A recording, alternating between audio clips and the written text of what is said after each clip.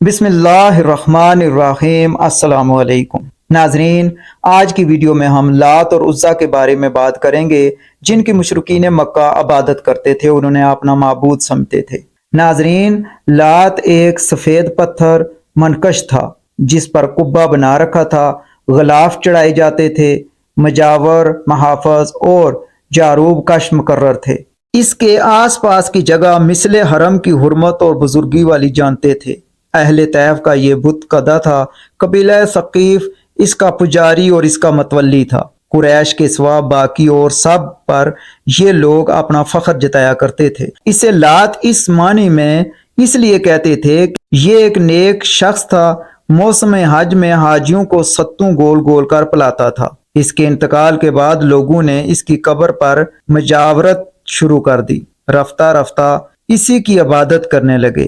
ناظرین، اسی طرح لفظ عزیٰ عزیر سے لیا گیا ہے۔ مکہ اور طائف کے درمیان نخلا میں ایک درخت تھا، اس پر بھی قبہ بنا ہوا تھا، چادریں چڑھی ہوئی تھیں۔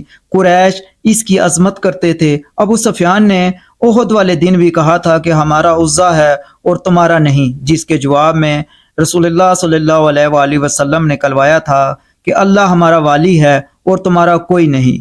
ناظرین، صحیح بخاری میں ہے کہ جو شخص لات عزیٰ کی قسم کھا بیٹھے، اسے چاہیے کہ فوراً لا الہ الا اللہ کہہ لے، اور جو اپنے ساتھی سے کہہ دے کہ جوا کھیلیں، اسے صدقہ کرنا چاہیے۔ مطلب یہ کہ جاہلیت کے زمانے میں چونکہ اسی کی قسم کھائی جاتی تھی، تو اب اسلام کے بعد اگر کسی کی زبان سے اگلی عادت کے موافق یہ لفظ نکل جائیں تو اسے کلمہ پڑھ لینا چاہیے۔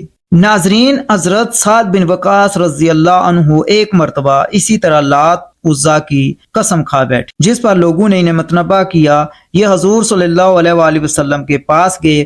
آپ نے فرمایا، دعا لا الہ الا اللہ وحدہ لا شریک لہ لہ الملک و لہ الحمد وہو علی کل شیء قدیر پڑھ لو، اور 3 مرتبہ اعوذ باللہ من الشیطان الرجیم پڑھ کر اپنی بائیں جانب تھوک دو، اور آئندہ سے ایسا نہ کرنا۔ ناظرین، سیرت ابن اسحاق میں ہے کہ قریش اور بنو کنانہ عزیٰ کے پجاری تھے جو نخلا میں تھا۔ اس کا نگہبان متولی قبیلہ بنو شیبان تھا جو قبیلہ سلیم کی شاخ تھا، اور بنو ہاشم کے ساتھ ان کا بھائی چارہ تھا۔ اس بت کے توڑنے کے لیے رسول اللہ صلی اللہ علیہ وآلہ وسلم نے فتح مکہ کے بعد حضرت خالد بن ولید رضی اللہ عنہ کو بھیجا تھا، جنہوں نے اسے ٹکڑے ٹکڑے کر دیا اور کہتے جاتے تھے کہ ہے عزیٰ، میں تیرا منکر ہوں، تیری پاکی بیان کرنے والا نہیں ہوں، میرا ایمان ہے کہ تیری عزت کو اللہ نے خاک میں ملا دیا۔ ناظرین، یہ بیبل کے 3 درختوں پر تھا، کاٹ ڈالے گئے اور قبہ ڈھا دیا، اور واپس آ کر حضور صلی اللہ علیہ وآلہ وسلم کو اطلاع دی۔ آپ نے فرمایا، تم نے کچھ نہیں کیا، لوٹ کر پھر دوبارہ جاؤ۔